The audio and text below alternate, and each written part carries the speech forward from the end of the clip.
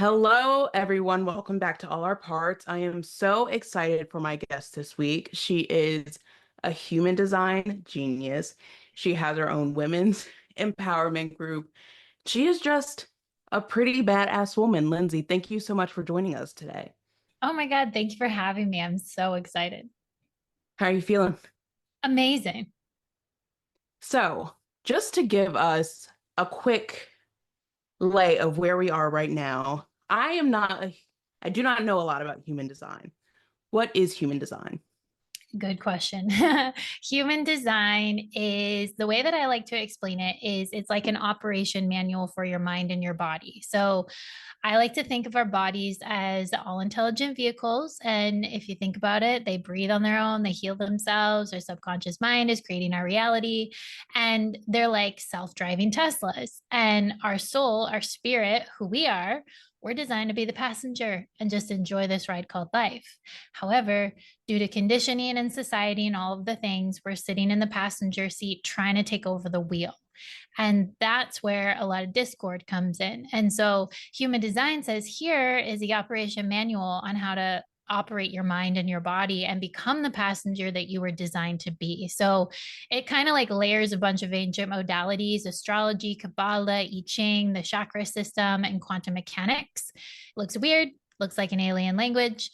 Mhm. I was like, what the heck am I looking at when I first saw mine? But I've been on this journey for over 4 years now, and it has been between human design and nervous system regulation, hands down, the most transformative tools ever. Mhm. Yeah, thank you so much for that. Astrology, I feel like, has been in the mainstream, and then I feel like human design is slowly starting to come up behind it. Like, astrology is so important, and your human design also offers so much insight that astrology doesn't even cover. How did you get into human design? I like to say that human design found me. So I was a hairstylist for over 12 years. And I guess it was probably September-ish before COVID happened. I was thinking about owning a salon. And then I invested a lot of money and I went to this workshop thing. And after I was like, hell freaking no, I'm not opening a salon. But I wanted to educate. So I was in a lot of entrepreneurial groups. And when COVID happened, I was in some group and someone said, do you know what your human design is? And I freaking love personality tests. And that's what I thought it Mhm. was. So I was like, anything that can tell me more about myself, I'm down. And so as I shared when I put in my information, I was like, what the hell is this? Like, I don't even know what I'm looking at. And I Googled I Googled and I read a little bit of knowledge and applied it and started noticing transformation really quickly. And so I became obsessed and I took a course and I read tons of books. And I started getting every single person's human design around me and just started studying it and living it. Yeah. What was it like to change paths like that? To go from hair school to wanting to open a salon to, now being a multipreneur, like having so many businesses and having so many options of how you can allow your creativity to flow. Was that shift hard? Was it exciting? Well, it was a journey. We'll put it that way. So I was doing really well behind the chair, and I was close. If I was about 50% booked, making close to 100K, and I was like doing really well for myself. And I was a little bit cocky in the beginning, and I was Okay. like, "Oh, I'm doing amazing at hair. I'm totally going to be amazing at being a coach." And now in hindsight, the big difference is behind the chair, I was selling a tangible result that they would get in like 3 to 6 hours. Mm. And with coaching, it's an intangible result. And I didn't know how to convey the results that I was going to support them with because I can't predict the future. So I struggled and I was real stubborn. And I officially retired from behind the chair in April of 2021. And I went through a dark night of the soul. I was stubborn. I had to ask my parents for help. I had to get a loan. Like, I do not recommend that path for anyone. My nervous system was shot. It was awful. And I could have easily built this business on the side had I chose to go down that path, but I didn't. So, it was hard.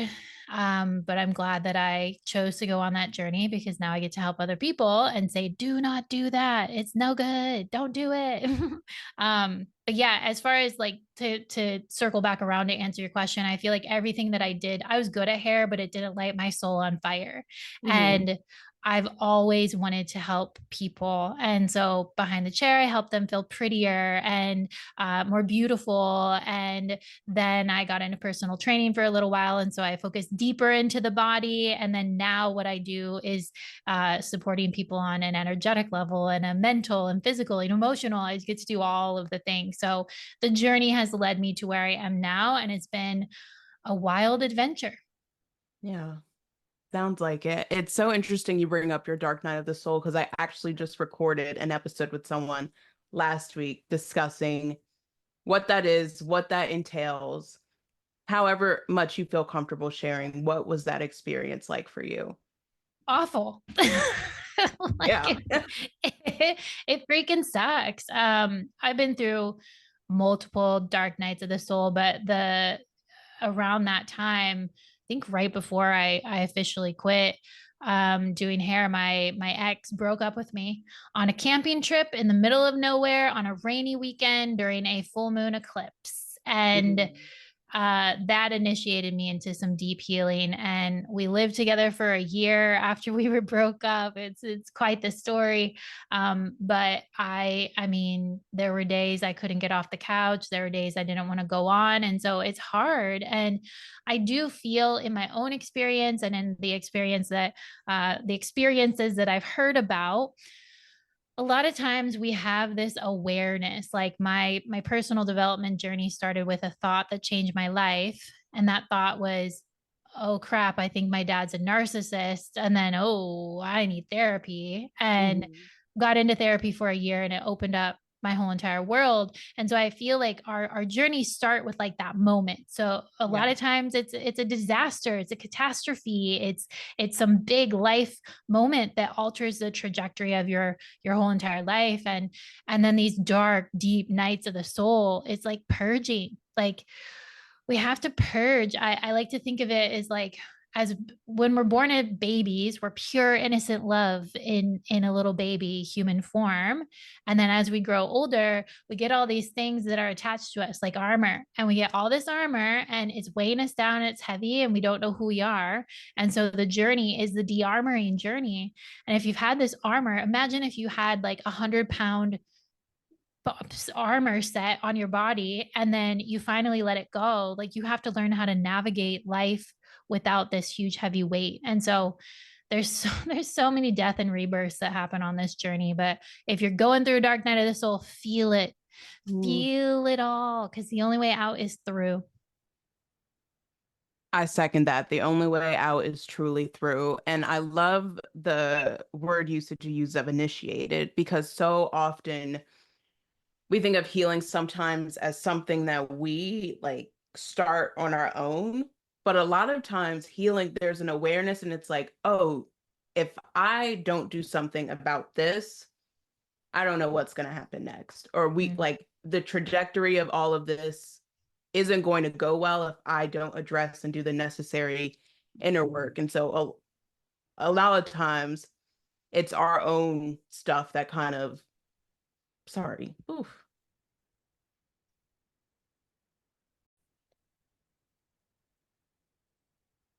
So when we're thinking about initiation, it's not us saying, okay, healing, these are the things that I'm going to work on. A lot of the times it's something that smacks us right in the face and it says, you have to address this.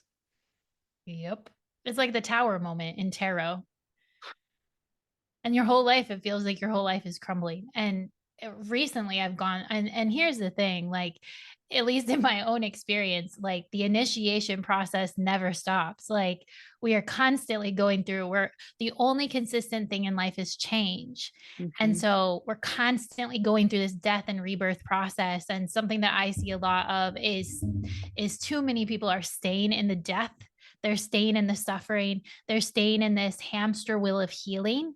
I got to find the limited belief. I got to do this, got to Mhm. do that. And I actually learned this from one of my mentors, Lauren Kren, but he talks about how the shadow wants to keep you in that healing loop because we're used to suffering. We're not used to living in bliss, joy, and abundance like we are designed. And so that's the unknown. That's outside of our safety comfort zone. And so that's the biggest thing, I think, is if you don't know what's happening to you, it can feel like your whole entire, like, what the hell is going on? I lost my job. My partner broke up with me. Like literally, it's just left and right, left and right. And it can feel like it's all happening to you. But if you can adopt the mindset that it's really happening for you, it just freaking sucks while you're in it. Ouch. The Yeah. for you mindset. I remember I was living in 2 years where I was consistently pulling the tower card, and my life felt every inch like the tower card until I was willing to let go. You Mm, spoke to that piece of us not being, always welcome to that change. It's like, what is on the other side? I know what this looks like. I know what my own suffering looks like. And that's, we can get comfortable in our shadow parts, but I don't know what joy looks like. I might not know what being enough feels like or feeling worthy. And that's enough for us to really avoid, that feeling, because then it's like, oh, we can live out a purpose that's larger than what we're doing mm. right now, or we're letting the limited beliefs, the conditioning of a lot of external factors shape how we are creating within our mind and creating within our space. Oh my God, 1000% is that control factor. We want, so many of us, especially as kids, I know for me, like control was how I felt safe. If I couldn't Mhm. control the situation, I didn't feel safe. And letting go of control is scary and also exhilarating at the Mhm. same time. I talk a lot about fear in my world, and true fear is there's a saber-toothed tiger behind you and you are literally about to die. And thank goodness we are not literally about to die. Like it's very rare that we're literally about to die. And so the fear that we feel is actually excitement. The only difference between fear and excitement is your breath. And so I tell people all the time, especially through the lens of human design, there's an aspect where it's the fear center, and certain people have consistent access to fear. And I've felt it, and it's scary. It's visceral. It's like your body literally believes that it's going to die. And if you can start working with the breath and Mhm. reframing, is this fear? Okay, I'm not, look around, please make sure you're not literally about to die. But then if you're not, breathe and trust, like this is exhilaration. This isn't trying to prevent you from something. This is trying to let you know that actually this is the right path. That's why they Mhm. say, like, face your fear and do it anyways, because most of the time it isn't the fear that's going to keep you alive. Yeah. So true. A lot of times the fear is the thing that holds us back, and it's the thing that can often illuminate a situation as something that it might not be. Mm-hmm. And then we're living in that limited belief of, well, this is what's going to happen if X, Y, and Z. I mean, speaking of human design, how can fear and working with our open and closed areas work together? Ooh. So when you're looking at the chart, you're going to see a bunch of shapes. There's 9 shapes, and those are based off the chakra system. So that's where you're transmitting and receiving energy to and from other people. Now, the cool thing about human design is that your personal chart will never change. It's Mm. who you are, it'll never change. However, you are energetically impacted, A, by the people around you. If someone comes within 6 feet of you, you are both sharing energy back and forth. And then the other way is through the transit. So just like Mercury goes into retrograde, there's human, what's called human design weather. So there's like a human design chart for the collective. And so these are different ways that we can feel into energies that are not our chart. And so everything that's colored in your chart, that's where you have consistent access to the qualities of those centers. And so that's where you're a transmitter, you're transmitting the qualities of those centers out into the universe. You have consistent access to them. A lot of times in entrepreneurship, that's where a lot of your products and services and what you offer will be generated from, because that's where you have consistent access. And then all of the white centers, that's where you are picking up and amplifying the energy from the people around you. So this is where it gets fun, and this is where it gets interesting, because the white centers are generally where we've been conditioned the most, because when you're by yourself, you don't have access to that energy. When you're around Susie, you're feeling her energy. When you're around Joe, you're feeling his energy in that center. When you're around Megan, you're feeling her. They could all have the same, like, similar charts, but you're going to be feeling different energy because of their configurations.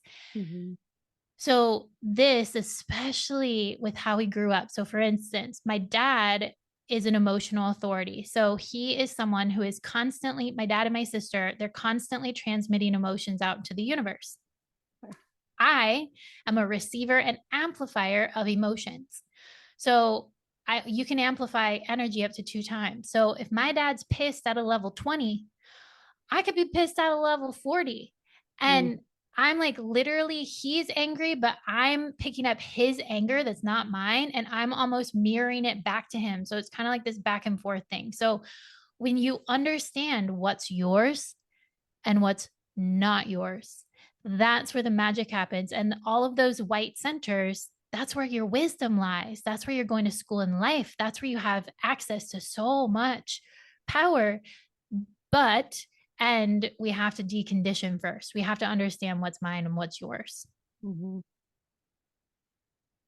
That I feel like is the lesson, the journey that I have been on over the last year, is learning what is mine and learning what is someone else's. I have an open gut center, like the gut chakra is very open. And so I I very much absorb the energy around me. And so growing up, I used to just always feel so emotional. I used to feel emotionally overwhelmed, emotionally drained. It was hard for me to feel like I could recover from my own emotions because I'm carrying 20 other emotions with me. And so, I mean, you spoke to the first piece of it. Nervous system regulation is a big key of that, but also being able to identify, okay, what is their anxiety? What is their frustration? And then what is mine? I had a highlight moment of this when I was moving to the city and was telling my mom about it. I was like, yeah, like I'm so excited. And she was like worried about my safety, which I like completely kind of understood, but it got projected out in this really odd way. Like she wasn't like, oh, congratulations, new place, new environment. It was like, well, I'm worried about your life and this, that, and the other. And I was like, okay, I'm going to take a step back from this conversation because this isn't what I was looking for. And then I like checked in with myself. I was like, okay, I haven't eaten, couldn't find my keys earlier. So I started off very frazzled today. I'm going to go do the things that I need to do, and then I'm going to parse this conversation out. But Oof. it has taken so much work for me to even be able to intentionally almost like say, I'm going to pick this up, I'm going to put it right here, I'm going to put it in the cup holder, I'm going to drive home, and then when I am in the space to process it, I will take it back out and process it. Oh, that's so powerful. I mean, I say all the time, like, awareness is the first step. So many people are just being hijacked and they have Mhm. no idea what is happening. And there's just there's so much that I could say about that. I could almost assume that, do you know if you're, I was trying to look up your chart, but I couldn't find it. I should have got it before we started this. But do you know if, when you're looking at the chart, if the triangle on the left-hand side is brown or white? It is on the right hand side. Yeah, or no, on the left-hand side. Sorry. Brown. Oh, interesting. Yeah, sometimes I like to hypothesize about things, but I do think with the fear thing, I resonate with that a lot. My mom's a very fearful woman, and Mhm. she's like, "Oh my God, Lindsay." And I'm just telling her all these things. And I'm like, cool, mom, get out of here. Like, I took on her fears. I'm very Mhm. fearless. Like, I'm surprised I'm alive with all, with all the things that I've done. But truly, like, I've never felt, there's only been a couple of times where I have felt fear, and I knew that I was in danger in that moment. That was the real, like, somehow I've been able to throughout my life be connected where I am literally in trouble right now. Like, this, there's bad energy. I could feel it. I was being followed by someone outside my apartments one time, and then my house was broken into like the next day. And so I felt the danger and my body reacted. But other than that, like, I've never really been scared, even in situations I probably should have been. How do you feel like that has shaped you to be the person that you are today? Oh, I mean, I just kind of, people will talk to me all the time, and people tell me that I'm brave a lot.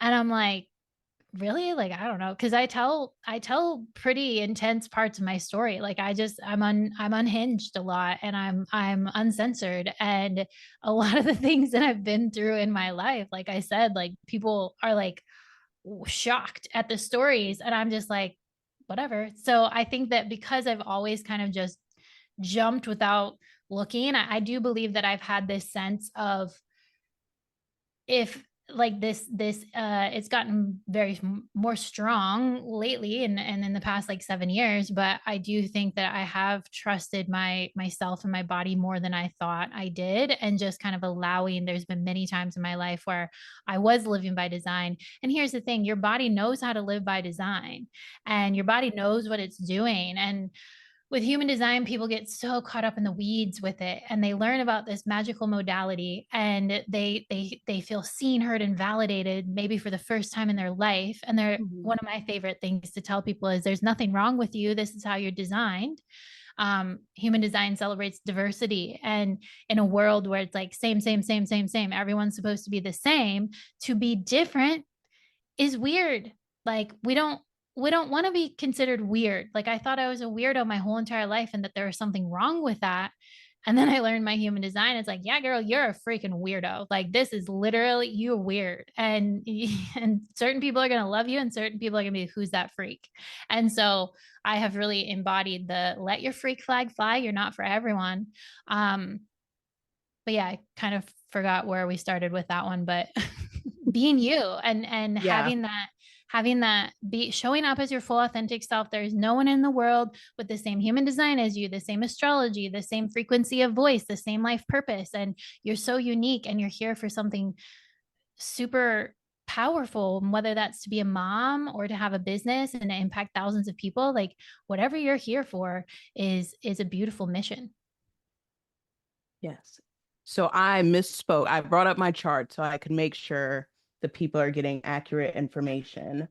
My plexus center is not defined. And so that's the emotional Mhm. sensitivity that is just picking up just so much around me.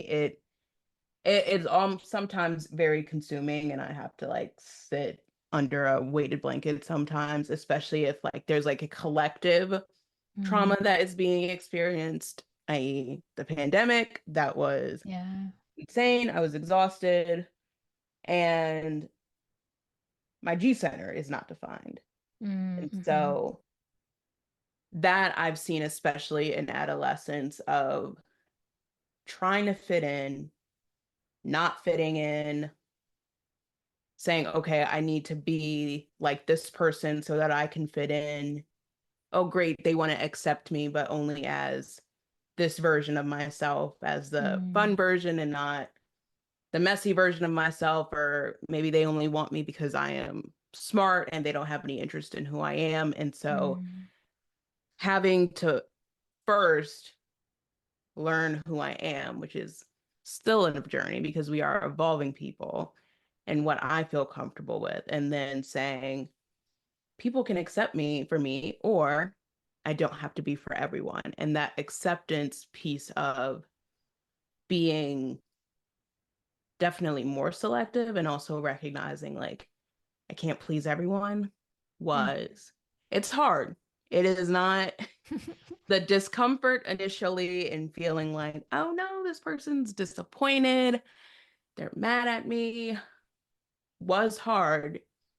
But then again, when those emotional center, when you are learning what is yours and what is someone else's, you're like, oh, I feel good about I feel okay about what just happened. Mm. What they are carrying is very much theirs. They are Mm-hmm. valid. And then I get to relieve myself of the pressure of feeling like I need to fix it or carry it myself. Ooh, that's a beautiful explanation of that center. The shadow of that center is not speaking your truth because you're afraid of the emotional response of other people.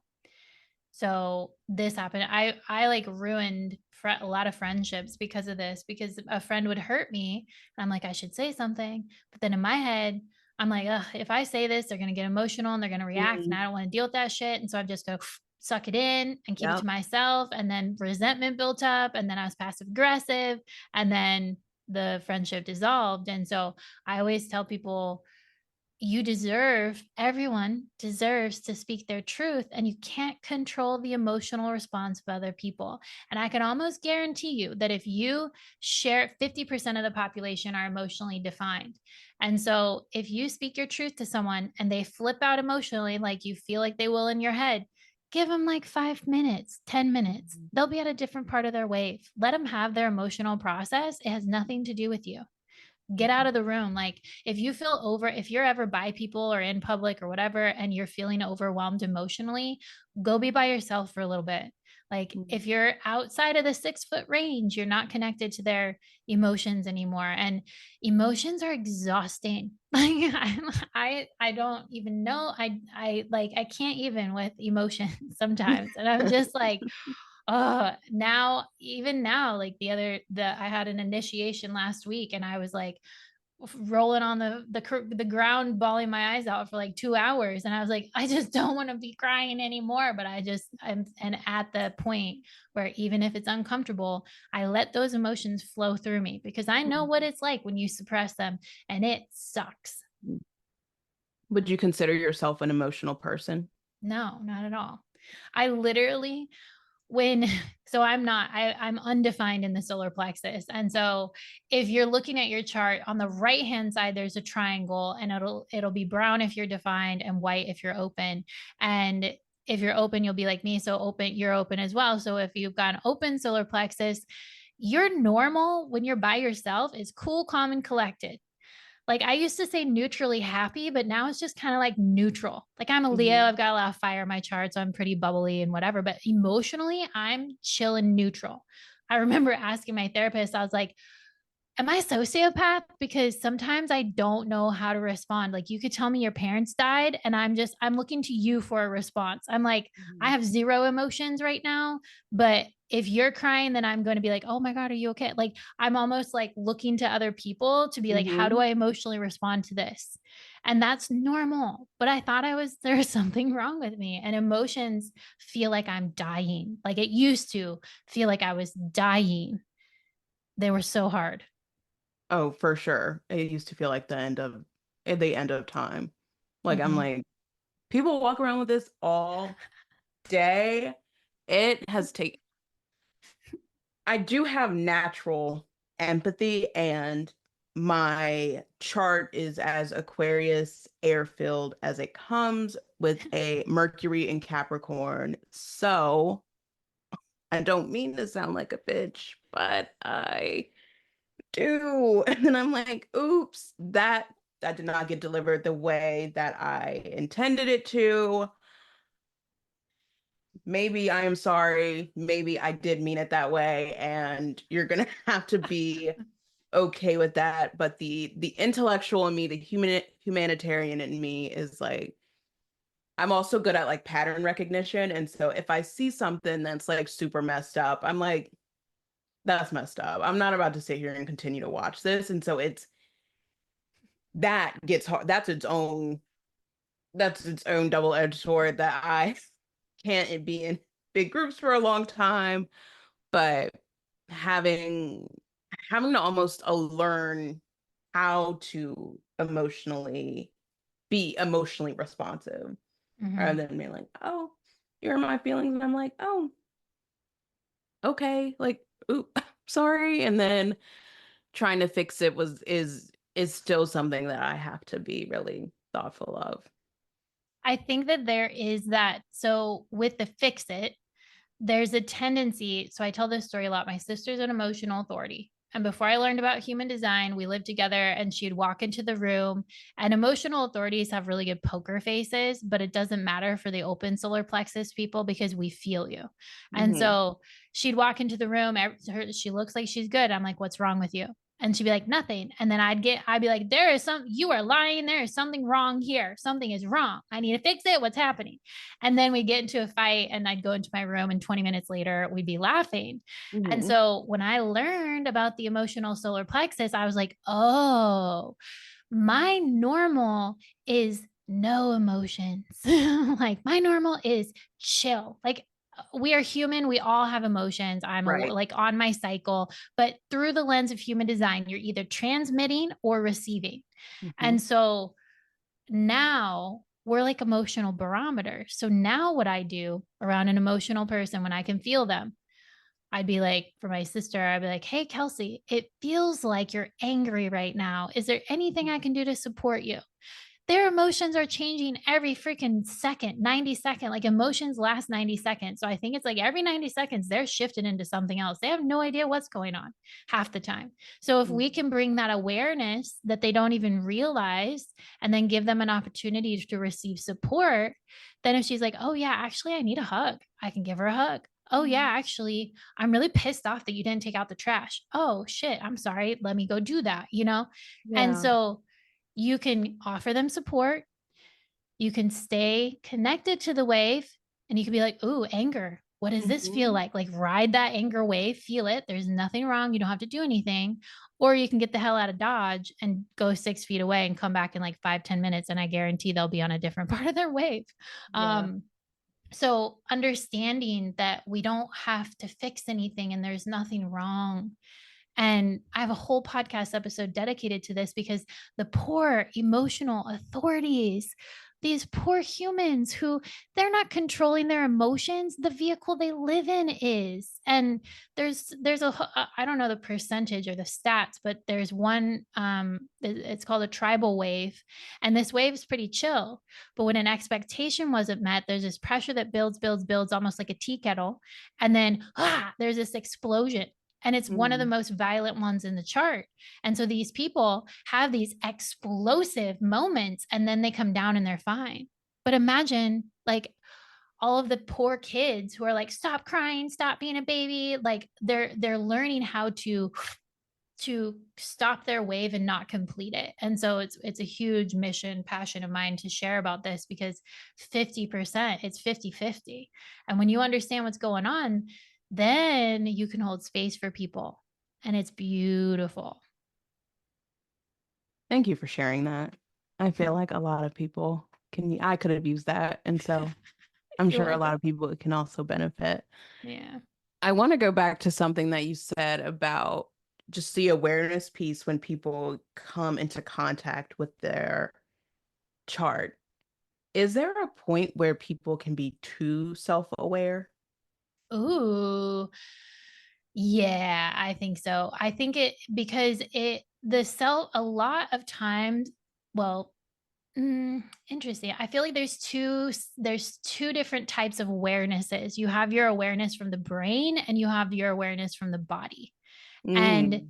the awareness from the brain, at least I've experienced this a lot of times. I went through my journey. I feel like a lot of people go through this where it's the entitlement phase, the I'm better than you. Oh my God, look at their limited beliefs. Like you start learning about thoughts and you start learning about all Yeah. these things. And you're like, oh my God, my mom's anxious right now, her anxious authority, like or her anxious attachment style. And you start like seeing the world through a new lens. Hmm. And so I definitely was like, ugh, like I'm better than you. And then I got knocked on my ass and I was like, oh, actually, I'm not. But I thought I was enlightened. And if anyone says they're enlightened, they are not, because I believe that you're only enlightened when you're dead. So, so I feel like the awareness from the body is always true. The body always knows. Like, Mm-hmm. and like when you've and this comes in my mind, this comes like after you've healed, after you've regulated your nervous system, after you are in tune with the subtle nuances of your body and how your body is speaking and communicating to you, with you. And then the awareness from the mind, sometimes the ego can get in the way. Sometimes the ego can kind of like cloud what's actually happening. And so as far as becoming too aware, my goal in life is to be the passenger in my body and to let my body lead and guide me to everything that is for me. And so I don't want, like, if I don't need to have the awareness if I trust the vehicle that I live in. And Yeah. awareness is great and nice, but I do think that I know that I've gotten a little too much into this. Like there's a fine line of the extremes. Like you go Mhm. extreme one way and extreme the other way, and let's just get into the middle. The middle is the sweet spot. The middle is where we exist. It is where Mm, we are riding the wave. We are living the wave. We are not feeling like we are controlling the wave, that we are surfing, that we are walking on water. And it's not that we feel like we're drowning in it. It's mm, that we are right there in a sweet spot. What you just said reminds me of when people would take like abnormal psychology in undergrad because they're like, I want to be able to diagnose people. I'm like, and as a psychology major, I can make that joke because I'm like, 12 weeks in this class did not give you the know-all of the DSM. It did not give you the insight to go start diagnosing your neighbors and your roommate and your friends. Like we can sometimes do so much like damage with the awareness that we have, and we can sometimes put ourselves in situations because we think we are the enlightened one, the knowing one. I have certainly fallen into that trap, and that's oftentimes because of my own insecurity. That's because mm, I'm trying to overcompensate for something that I'm trying to hide. So I am trying to amplify the good part, the healed part. And it's like, no, you're just hiding, actually. mm, mm, And you are not allowing yourself to be you, to be seen, and to be received. And so when we are showing up as the most aware version of ourselves, we're not allowing all parts of ourselves to be welcome. mm. Oh, I love that. I've definitely, like, I've kept my cards close to my chest my whole entire life, and I'm more so recently uh showing up as, not that I haven't been authentic, but it's just like with emotions, it's really difficult for me. And so I've been learning how to express my emotions and to share them and to be seen in them. I was having a little tantrum the other day, and I was allowing someone to see me in that. And there was a part of me afterwards that was like, oh man, I don't want this person to see me in this light. I don't want them to think that I'm a brat. I don't want them to think XYZ. But in that moment, I was throwing a freaking tantrum. And I was Mm-hmm. saying I wanted to burn something to the ground. And I was very real fiery about it. And then afterwards, I was like, man, thank you so much for holding space for me. Like, I needed to have that little tantrum. And Yeah. there are no good or bad parts. Everything just is. Like, that black and white thinking that used to get me in so much trouble, and now it's just like I really believe that thoughts are neither good nor bad, emotions are neither good nor bad, Mm. people are neither good nor bad, they just are. Yeah, you can only compartmentalize so much before Mm, before it is trapped, and it is going to take much longer work than needed if you just yeah. allow yourself that space, that breathing room to just feel it, to allow it, and to even receive being supported, because that's Yeah. hard. Oh That's yeah. its own level of vulnerability right there. So Mm, allowing others to see you in all of that you are and all that you embody is so special, and it is often a signifier that we are now feeling safe enough in ourselves to Totally. explore what else is out there. Mm. And it feels really good too. Yeah. It feels really good. Yeah.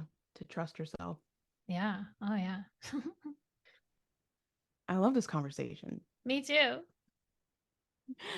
Lindsey, how can people find you? How can people work with you if they are feeling called to? Oh, thank you for asking. Instagram is my favorite place to hang out. So I'm Lindsey Means with an underscore. And I always tell people, feel free to DM me a copy of your chart. Generally what I do is, I think I even did this with you. Like, I'm a big believer in the foundation. So I always tell people there are only three things you need to know about your human design: your strategy, which is how you put your body into cruise control, your authority, which is how you become confident making decisions, and your theme for life, which is it will tell you, are you in alignment or are you out of alignment? And so I always share a podcast that goes deep into that. And then I love giving personalized insight. And I have courses, I do one-on-one sessions. Human design is woven into my whole entire freaking life. And I mainly use it as a tool for healing. So I do not do traditional human design sessions.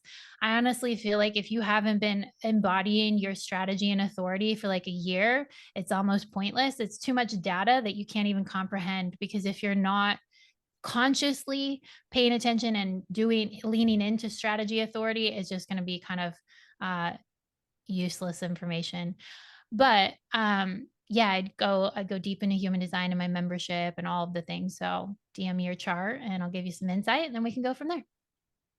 Amazing. Thank you so much for having this conversation with me. Oh my God, thank you for having me.